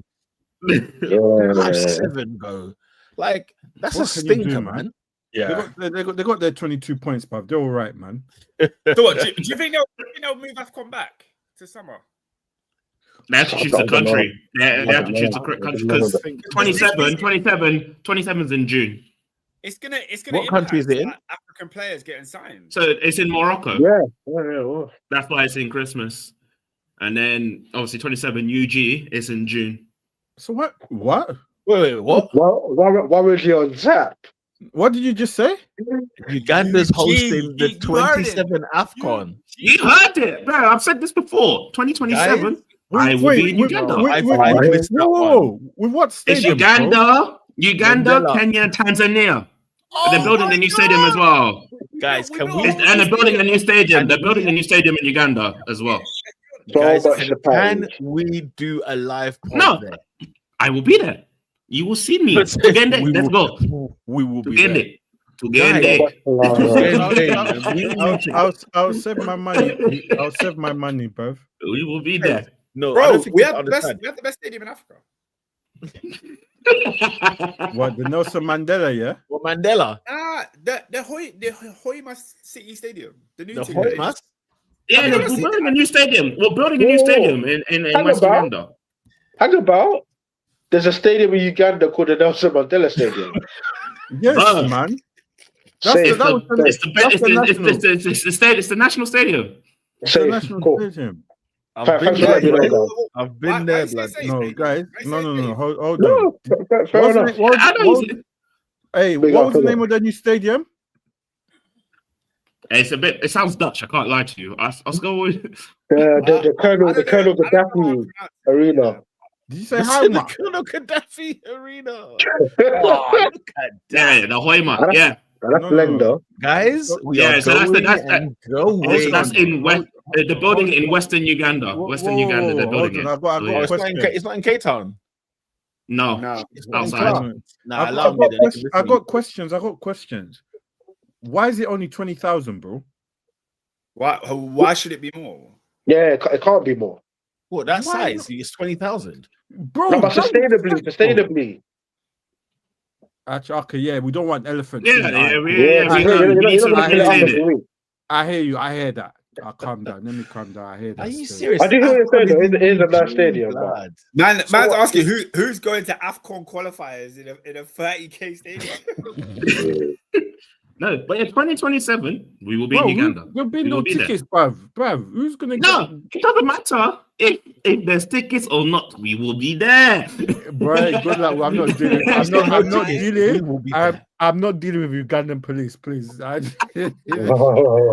Nah, blood. David, you got to pull that West Ham card, blood. When you get there, boy, what CCTV? Let me do your CCTV for you, man. I know the camera. He needs an announcer, blood. You know, I need the camera.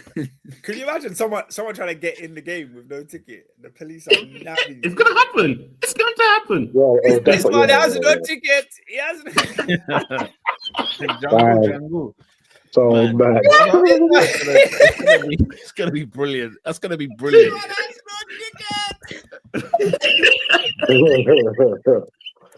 So I think, how did we get to Uganda AFCON? But I remember this because Sunderland have 7 players going to the AFCON this year. It's a stinker. Bournemouth, though, did you man see that red card? Oh, well. Yeah, go on. Talk about it. Cook, my man, Cook literally cooked him, bro. Elbow straight in the face. Straight in the face in front of the referee as well.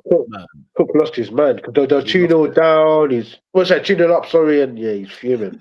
Hey, they need to have that word on tap. No, on tap. What? Meg, I need to see the Mirinda fruity, bro. The Chaser. Crest. Crest. Crest. I need Warigi with a Crest Chaser, blood. That's what I need. Yes, PR. Yes, for a good time, not a long time. Brother, Oscar, don't forget for a good time and a long time. On the real, if us 5 actually went to Uganda, yeah, blood. No, my intent is the first 2 weeks. It will because be every country is going to be there. It will be the best holiday of your life. I'm not even capping. It will be the best holiday of your life. If us 5 went to Uganda next in AFCON, it will be the best holiday of your life. No word of a lie. We got to do it. Well, I'm planning now. I'm saving now, bro. Paint the town. 2027. Uganda. Let's go. Paint it yellow and black. Nah, man. We are there, blood. We're there. Okay. Go on. Yeah. Listen, in Tebby Road. No, I'm saying. I'm going. The Muchomo I'll get. Oh, you man. The protein. What? Shout out to Bracco, who says Tusker. If you know about the Tusker, I think Tusker's kind of meaty still, but big up anyway. What's big up anyway? Tusker's a beer, isn't it? It's a Kenyan beer, but it's like it's flat. Like there's nothing in there. There's nothing in there. What's a better beer? Now Special or Bell? For me, Bell's Mudwater, man. Don't drink Bell. Now special, and then Tusker if you want something light, if you want something easy, you know what I mean? Bro, there's this thing I had in Rwanda, yeah, called Mitsing. Clearly it's like a German beer, but they sell it at the gallon in Rwanda, yeah. This thing was fire. Bruh, I was there, meat and beer. That's all. That was my diet in Rwanda, blood. That was it. Just beef and beer. I heard it. But yeah, Uganda, Tanzania, Kenya. That is 2027. Well, Rwanda didn't get a local call up because they've already hosted it, I guess. Not long ago, isn't it? All right. Elsewhere, Everton 1, Newcastle United 4. Newcastle get their first away win of the season. Everton got packed in, man. Good. No good. They got punched up at home. The Hill Dicky, bro. Let's have it right, yeah. Adrian's asking why Nelson Mandela Stadium. Why Hill Dickinson? That's mental. Talk to me. Bramall Dogs. Also, Bournemouth. Yeah. They're moving mad. They are moving a little. They've been moving a bit mad lately. We'll keep an eye on that. Nah, look at their results. The performance. Okay. I thought you meant they were doing a new stadium. Guys, like what Birmingham's doing with their castle. They need to. You know Everton Newcastle, yeah? You know my goalkeepers union, yeah? Oh, in fact, let me read. I'll say it for not that guy. We'll say it for not that guy. Anyway, let's move on. Aston Villa 1, Wolves 0. Big stuff. Hey, do you know who's had the stinker? Do you know who's had the stinker? Who's had a stinker? Michael Edwards, bruv. What are you doing, bruv? He's had a howler. Talk us through it. What happened? You've left. I swear, where was Middlesbrough? Second. You've left Middlesbrough. Rob Edwards. For a team that is definitely going back down. Rob Edwards. I mean, you said Michael Oliver. It's Michael Edwards, ain't it? No, Robert. No, that's the Liverpool technical. Yeah, I'm thinking, what did the Liverpool owner do? That's what I'm thinking. He's that sporting director. Liverpool. My bad. But you said, okay. Bro, yeah. Why would you do that to yourself, bro? It's a stinker, bro. Although I'll say in this game, yeah, I think Wolves were the better side in this game. Oh yeah. Right, oh, yeah. You see that boy. That boy Strand Larson, man, he can't catch a break. He was good as well. He was good on the day. Just forfeit all your games, man, and go back down, bro. 2 points after 13 games, bro. Mate, are they gonna get to 11, bro? I think Score's 9. I think what's the lowest? I have the lowest. Any 11. Yeah, 11. I thought I had 9 in my head. It was Derby. No, but Derby was 11. Derby was 11 in 2008. 11 but points. Oh man, yeah, it's looking ropey. But Aston Villa were third at one point on the weekend. They're fourth at the moment. You know, good results from them. Putting it all together. Emi Martinez had quite a blinder as well. He had a weird game. He had a few weird moments, but he had a few outstanding saves. Nottingham Forest 0, Brighton and Hove Albion 2. Hey, yo, Sean Dyche, bro, sort it out, man. You go have your shoulder, guys. Brighton, It's been sorted it. Brighton are 5th in the league. Just want to put that. It won't last long. There. Yeah, but Pete, the league is fugazi. It doesn't mean. Okay. No, but they're doing their thing. This is what I want to see. I'm just saying they're 5th in the league because we're big enough Sunderland, and rightly so. But yeah, they're 5th in the league. No, and you know what? Good, I've had a bad weekend, innit? Where like my Washington Commanders sucked yet again. McLaren, as you guys played you're still looking into NFL? Of course. Oh, when Jaden Daniels went down the first time, I said, it's a long day. Once the quarterback goes down, it's a long day. It's no more. He came back and got injured again. Oh, what's happened to him now? Yeah, he has wrist. He had the wrist last time. Yeah. He played on the weekend. Okay, so he's back. But what's it called? We lost by 1 point. But yeah, you know, so my Commanders did what they did. McLaren basically said we could win this race, but we're gonna give it to our rival. We're just gonna hand it over to him. And then Arsenal disappointed me on the weekend by not beating Chelsea. That means a lot to me. But you know, one thing that I'm always reminded of that I forgot exists and always happens every single week. Tottenham Hotspur. Adrian, come to court, bro. I need to talk to you, bro. Who? Adrian, bro. I told you, bro. When you want to elevate your career, you don't go there. You don't go to Tottenham, bro. I told you they'll ruin this man, bro. They'll ruin him, bro. I think he's ruining himself, to be fair, but Tottenham are crap, bro. David, can I ask you something? Oh, you guys, is it? All right, so if I'm Thomas Frank, right? I'm an ambitious young coach. I've been in the league for 5 years with Brentford. What's my next move? I'm not going to Tottenham, bro. No. So what's the next move? I don't care. Just don't go there. I think it's got to be the big one. I think it's got to be one of the big guns. It's too big, pause, but it's too much. It's too much. It's too much. Listen, bro, it's got to be. I get it. Like, you know, you want to just be just below. You know what I mean? Just below the big guns, right? Yeah, like Newcastle, Spurs. Spurs is not the one, bro. Spurs isn't the one. I keep telling you guys. Look at their body count, bro. Look at their body count. We have the creme de la creme, and they failed to do it there. And they both the way they left the club scathing. Yeah. Oh, but they're both volatile characters, to be fair. My man took them to the final, and they still sacked him. Guys, I watched it alive for real. At the start of this season, remember I was saying to you guys, what did Tottenham think? Like, who do they think they are? Well, you do. You say that every year. Who do they think they are? Guys, did you see Vicario? Did anyone see Vicario's performance? Yeah, I was going to say, when are we going to get to the elephant in the flipping room? I told you. That's why I wanted to go earlier, bro. Fam. That's the thing. The goalkeepers this weekend, we're going to bring them up on that guy, but the goalkeepers have been Kieran Dyer. Disgusting. They were dire. Bro, you know when Spurs fans are so disgusted, bro. How can they boo their own keeper? Rightly so. Let's talk about this. Did it make sense? Is it okay for Spurs fans? You can't be a keeper. No, if Raya did that, I'm booing him, bro. You can't boo. No. Hey, bro. I think that's the last person he could do, you know. Peter, he had the option. Just booting Rose. I know. It was shocking. You don't. Out of all things, you could just boot Rose and run back to your goal. Yeah, he could have done anything but that. Yeah, like, why did he try to keep it in play? Only God knows. Yeah. Only God knows. It's almost like he tried to keep the ball as well. He tried to keep possession. Oh, He probably saw someone down the line. I thought they could play out. You see, Vicario, yeah. I don't know, there's certain players I just get a sixth sense about them. Yeah, I know he smokes. Like I just know it. I know he's having a cigarette like after training. I just know he's that kind of. He's so tapped, man.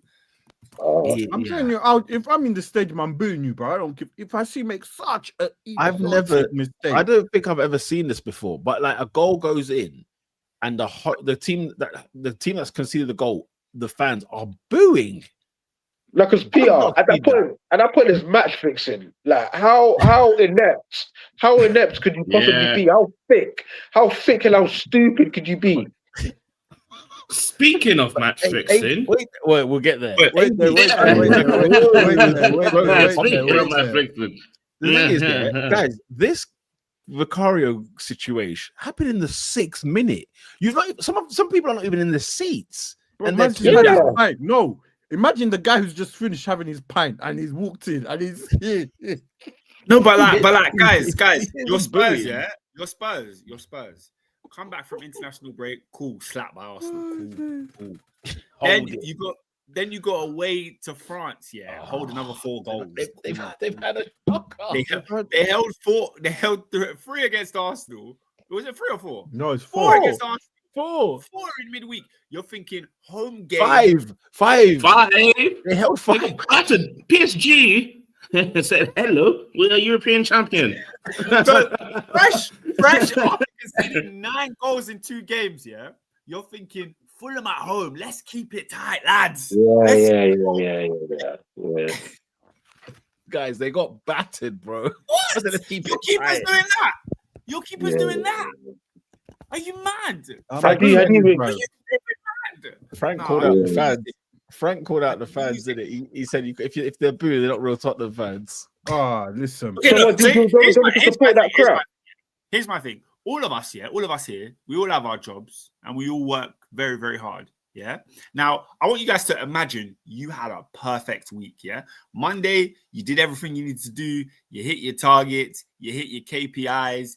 You organize the meeting you're supposed to organize. You hit the presentation. Everything you're supposed to do right, you did it fantastically. Monday, Tuesday, Wednesday, Thursday, Friday.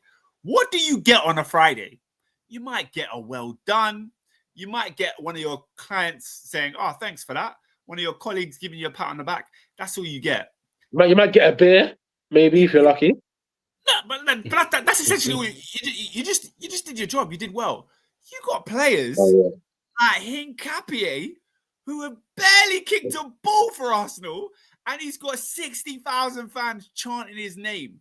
So when you score a goal, the jubilation is out of this world. Your praise is out of this world when you do really well. You've got thousands of people singing your name. You've got kids buying your shirt. You've got so much praise and so much happiness. So when you do something wrong, the equivalent, for every reaction, there's an equal and opposite reaction. So surely you have to hold the boos. Like you have to hold the negative. And when it gets to abuse and they start insulting you, that's another level beyond. But boo? Nah, man, boo. You can boo them. Like for example, I'll give you an example. Principally, you're right. I wouldn't do it, but principally, you're right. It's kind of productive, but I'll give you an example. Yeah, the goal that Wright conceded against Tottenham. I'm like, bruh, definitely. I'm cussing man now, but I'm not gonna boo because I've seen him do that before and almost get beaten. But then that one I'm like, yo, come on, bruh. But this one, I'm saying that your only option was Rose Z. David, do what he did. But David, over the 90 minutes of football, fans get emotional. You go through waves, you go through ups and downs. This was after 6 minutes in the match. No, bro. It's not. How you got the energy to do after 6 minutes? The context of the week that I gave you. Yeah. No, for real. A week Spurs your head's gone. Your head's gone. Those are the away fans that went to France, bro. They went to the Emirates. They went to the Emirates. They went to the Parc de France, and then they come home. Said, "Okay, we're at home. Hopefully, something in front of the home end, in front of that south stand." They're witnessing that. Wow. Guys, I told you, bro. Tottenham will always be. And you know what I said last week as well? Look at the squad. How are you not even rating this side? Look at the 11. I'm seeing the players that tried to get an equalizer against Fulham. Well, God, name them. Like who? I saw Colin Mawani, blood. Yeah, I don't care if he scored in midweek, bruv. I see this guy with I don't know what that mask is or whatever that jaw structure is. It looks like he's Iron Man. Yeah, I don't know what happened there. I said you can't sign a player like this. If you go for 100 million to PSG and they get rid of you, you can't be one of my friends. You cannot. You cannot. Right. That was fantastic, guys. That was phenomenal things. Let's. I think a man could be called Randall. You know how funny that is. Enough. No striker of man could be called Randall. Yeah. Who got the goal of the week? Guys, there's some there's some honourable men. I can't lie. Mohamed Kudus. Did you not see that? I'm biased this week because he shouldn't have actually scored that goal, but he did. I'm putting Xerxes in there. Yeah, put Xerxes. Yeah, even Lola agrees with me, man. Guys, let me give you a goal at the Hill Dick. Yeah. Did anyone see Voltamada's finish? I did. It was outrageous. No, guys, it was outrageous to try that. Like I said, Isak had the best touch of the weekend, but he's got great composure. Guys, we just spent about what, a good 8 minutes, rightly so. In fact, 8 minutes, it could have been 18, could have even made it 80, right? We're tearing into the Cario, rightly so. But the finish from Harry Wilson was special. Oh, by the way, first time into the empty net. Beautiful. Guys, there's another goal of the week that there's a contender for. I want to go with Tyler Adams at the Stadium of Light. Oh yeah. David, explain to me what the keeper was doing. Let me see. What is Rose doing? Oh, mate, guys, the goalkeeper. Tell me what the keeper was doing. Let me see. No, but Oscar, you're going too far. We need to stick to goal of the week. Let's talk about that or not that guy. I saw this one. Yeah. But it's a good goal as well. Was good. It's a good goal as well. He got packed in. He packed in. He definitely got packed in. He got packed in potion. Get packed in. I can't lie yet. No, I don't think you don't understand. Guys. You guys go to football. Nah, man. Voltamada's was better than Kudus. I'm not gonna lie. No, did you see Kudus' goal? Yeah, I did. Crazy goal. Voltamada was nasty, but Voltamada, you know what he reminds me of? Dimitar Berbatov. The way he finishes is very Berbatov with his feet. Do you know what that goal reminded me of? Good comparison. Do you know what that goal reminded me of? No, Adrian. It reminded me of a quote from Michael Owen about a particular Darwin Núñez. And I thought to myself, why is he trying to chip the keeper from there? Like, why not just slot it bottom corner? Why did you need to do that? And it's a weird thing I have about Voltamada because I love the way he plays and I love the goals he scores, but I still haven't figured out if he's a good player or not. I think what I would say is because you go on. No, I was just saying he's a good player. Go to Adrian. Yeah, because obviously the Darwin Núñez point is interesting, but I do think that part of what Michael Owen was saying is that's quite an erratic player. But if you see with Voltamada, the touches and the flicks, and remember that penalty he scored. The penalty was I think the guy just ice cold. I think he just balls of steel.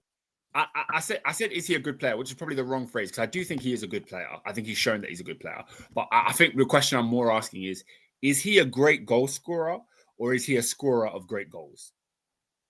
Oh, that's a good question. He's doing both at the minute. I mean, in fairness to him, I just don't know how long it will last. I don't know. He's got like 5 goals or 6 goals in 12 games. That's brilliant. I like MGK. I like him, innit? We'll see how it goes. Hey, I won't lie. Yeah, Camara's goal was madness. Yeah, good look at Camara as well. Oh, the free guys, kick. We got to vote. Come on, let's go. I'm going Voltamada. Let's go. Oscar, that's a good question, man. Great question. It should be one for extra time when you're ready. Yeah. Come on, let's go. I'm saying Voltamada. It's your boy. God. What, Jay-Z? Jay-Z.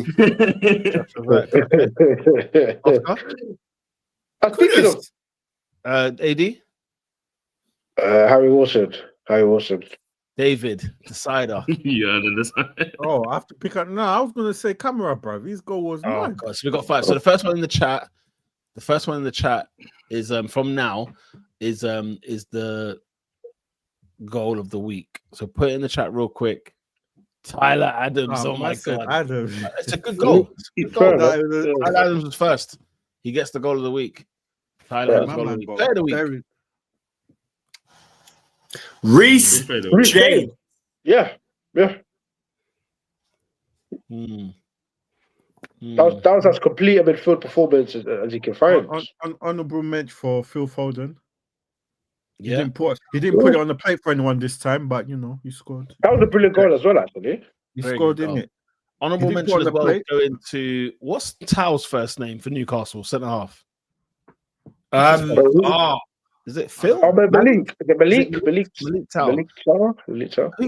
Who I remembered actually sat on the bench. His bathroom. His first name's Bathroom. Okay.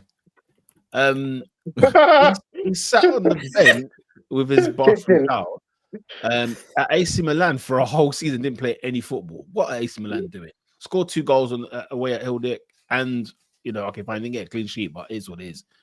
Dewsbury Hall's goal, by the way, honourable mention, was superb. There were some good goals this weekend. Let's have it right. Player of the week is Reece James. Okay. Team of the week.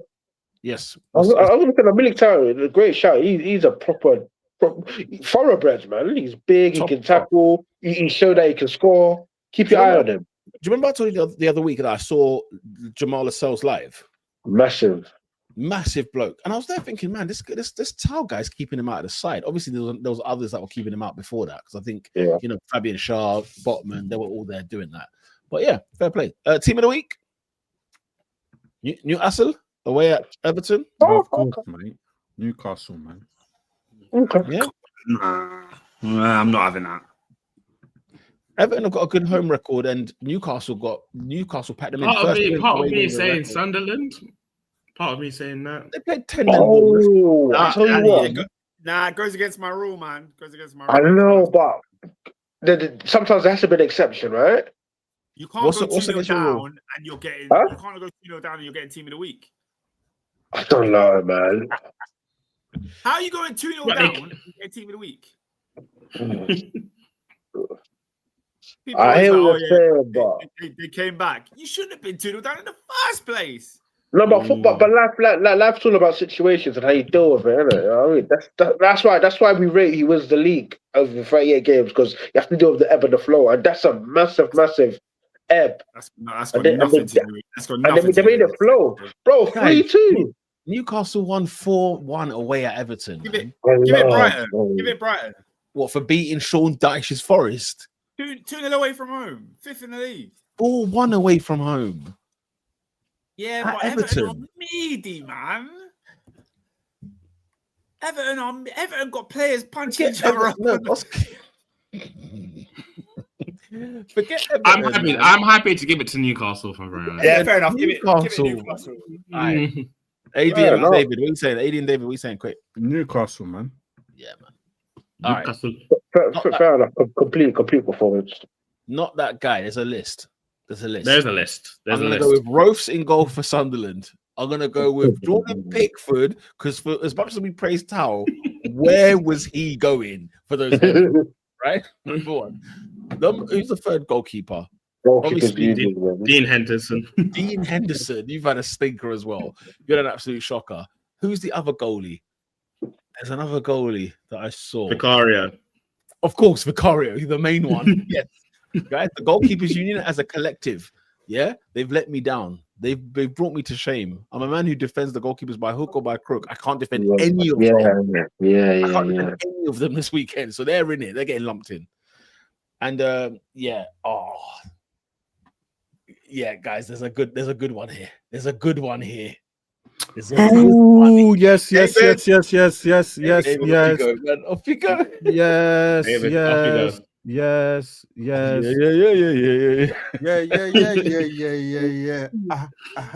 Yeah. Yeah. No. Oh my God. Hey. I knew I had, bro. I was scrolling through my WhatsApp. I'm like, no, I'm forgetting one. Thank you, my brother. Who's this one? Is this Nathaniel? Who's this? Yeah, I think it's now. Yeah. Nathaniel, thank you very much. This gentleman here, yeah. Let me get his statistics, bro. Let me get his statistics. Meanwhile, oh yeah, God. I got it. Yeah, this gentleman, was born where? Port Harcourt, River State, Nigeria. He did his first show. I'm not gonna go through his childhood. He did his first show in Brixton Academy. I forgot what year was it? Early 2010, somewhere around there, 2011, 2012, 13, 14, 15, around them things there. Blew up, bro. Became a mega superstar. Won the Grammys, all that, yeah. This is bangers. We like him. At the Top 4 podcast, I'm pretty sure he's got a couple, got a couple fans in the panel. Tutu's now, he's been well known for his personality. It's a bit, it's a bit, very, very arrogant, very dismissive. Yeah. And this week, or a couple weeks ago, he's performing his shows, innit? He's performing his show in America. Young lady and his boyfriend are in the front row, Maybe the girl's been going through something. She was sleeping, innit? Tutu's not. My man decides, stops the show. I'm not performing until you get this woman out of here, blood. Wow. Yeah. That's not nice, man. Got security to escort the boyfriend and the missus out. And the American said, you think you can do this one in this America here? You go and take that one back to Lagos. Go back to that Lagos and do that nonsense there. Nobody's at issue. He's not selling out venues. And he finally now come and apologized to the lady. Whether she's accepted, I've not seen. But he has officially apologized. Yeah. Damini. I don't even want to. Lola, you should have been on here too. I don't want to butcher the Nigerian name. Burner Boy. Yeah. Burner Boy. African giant. You know that guy, bruv. Sort it out, bruv. I don't like mean-spirited people, man. That's just not nice. Because anybody could make a mistake in it and just end up. Like, I can imagine losing yourself on stage and shouting at someone. But when he's trying to explain himself, he just keeps digging a hole. Yeah. And he said so many things in the past that's all getting brought up now. Where it's you're just not that nice of a person. Yeah, bruv. He's saying Nigerians don't have culture. He's what? But did he not have an interview where he said he felt more? He said he felt more Jamaican, like because he was surrounded by. It's when he goes around them Zane Lowe and all them man there, bruv. He starts talking. He said he initially didn't feel proud to be Nigerian at one point in the interview. I was like, rah. The guy's seen that word in time. That guy can make an album though. Shout out to him. Hey man, that's a great album. We can hold that, bro. Which kid is falling off? Hey.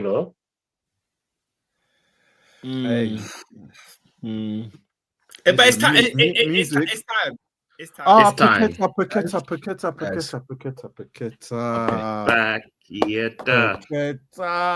Oh my gosh. Guys, he's just been cleared of his charges, yeah? And he pulls a stunt like this. Do you know what's crazy about the situation? I don't know why I missed this. He's not even the guy fouled. Nope. In this situation. He's not even fouled in the situation. He's there, like, giving the referee some. Referee books him. First of all, I must admit that first yellow was surprising. I'm not gonna lie. Bro, I'm not gonna lie to you, man. I think they've put emphasis on no dissent in it this season. Yeah, but the first yellow card, guys, I'm not gonna sit here and lie. The first yellow is a bit ridiculous. His teammate gets fouled, and the referee's saying, "Well, I have a word," type of thing in his face. Referee brings out the book quickly. Then he loses it. Paqueta's head is hot, it's gone. I know what that feels like. The guy proceeds to continue. And I'll say this, something tells me the West Ham players don't like him anyway. Because why is it only the Liverpool players trying to calm him down? Why is there no Jared Bowen? Why is Fernandes doing a little late, whatever else? Like, nobody actually cared that he was going off. And even when he got sent off, I didn't see the West Ham players even go like, "Oh, for flip's sake," you know what I mean? Or like, unlucky, mate. What you doing, ref? You can't do that. So, guys, I'm not gonna lie. Yeah, getting booked twice for the same incident is unheard of. Besides Martinelli at Wolves, but this is unheard of. For talking, yeah, mate, he kept going and going. If you're gonna get banned, I need to see the transcript of what he said. I bet was put on, bro. No, we don't really. What do you want to say? What do you say it for? I need to see what he got booked twice for, because it can't just be for talking, guys. You know what's funny? Yeah, I'm Team Paqueta on this. I must admit. What? He should get brought into this because obviously it's stupid, But let's break it down though. Let's actually break it down. He doesn't get fouled. He goes there to defend his teammate. I've never seen a player of the team who's been fouled get booked for arguing with the referee about the player that's gone down. Wait, don't so much like get fouled. I've never seen a player punch his own teammate and get sent off. But hey, we saw it this week, so there we go. I mean, we had seen it. We had seen that before. We had seen that before. You're lucky we're black, so I will allow it. We'll let you slide. We'll let you slide. Yeah. But like, that's what I'm saying to you. I'm saying like, I need. Lola said he wasn't talking. Like, he wasn't just talking. I need a transcript, man. Like, raging at the referee. I've never seen someone get sent off for this, guys. Let's have it right. Nah, Peter, come on, man. You've already been booked. Relax. Oscar, but even more so. Like, I know, we know referees always bottle a second yellow card. Always. Exactly. Yeah. Bro, we see them bottle it all the time. Do you know he didn't even want to give it, yeah? But even Van Dijk said he didn't want to give it, but even Van Dijk said, you know what, yeah, we need a win. Let me let this brother go because he's not stopping. He moved out the way and left him. Pete, the ref did not want to give it. When the opposite goalkeeper is coming, the referee's calling Bowen like, Bowen, bro, I'm gonna drop the second one. Tell your boys to chill. I'm gonna drop the second one. I can't say. No, I can't deny. I hate referees as much as anyone here, but come on, man. Like, he gave him every bit of Rob. Every bit of Rob he gave him. Can I say what my initial reaction was when I saw this thing happen? Two things. Obviously, we all thought, what's the bet saying? What's the odds? Yeah. I need to go see what the odds are. The odds, guys, are off the scale. When you go see what the odds are for Paqueta getting yellow, first of all, for Paqueta getting sent off, it was one thing. But forget to get 2 yellows and a red. I'm just telling you that right now. Someone's making some wealthy. But Peter, what we're talking about? What's hitting the Paqueta Islands? Bro, it was like 214-1. Oh, that's shorter odds than Sunderland winning the league. Do you know that? Sunderland winning the league, you'd earn more money. That's how crazy that bet is, right? But also, I then thought, when Maradona scored that goal in '94, right? Do you remember when Maradona scored a goal at the World Cup and he ran up to the camera, roided up? Yeah. Yeah. I thought, okay, Paqueta's on drugs. He has to get tested for the game. Test that guy immediately. Because the rage was on. Because he was on red, as you say, Baraka. And as Lola said that he's raging. There comes a point where I think, okay, there's something in his system. There is a drug. And then he tweeted today saying, but then he tweeted the next day. He tweeted the next day. Just like man, bruv. Get out of here, man. You see, Lucas Paqueta, Lucas Lima, my friend. Yeah, you have to hold it. As much as I would say this, I still believe that no other player is getting a double yellow and a red for the same incident. You're not going to see it again, no matter how hot the head is.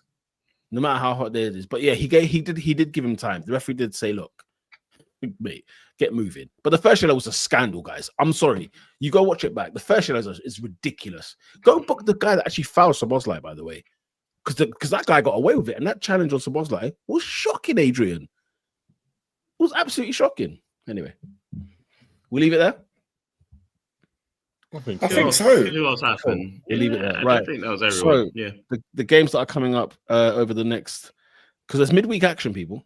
Do your fantasy tonight, people. Get your fantasies done tonight. What's the deadline anyway? What's the deadline? I'm doing it tomorrow after the presses, man.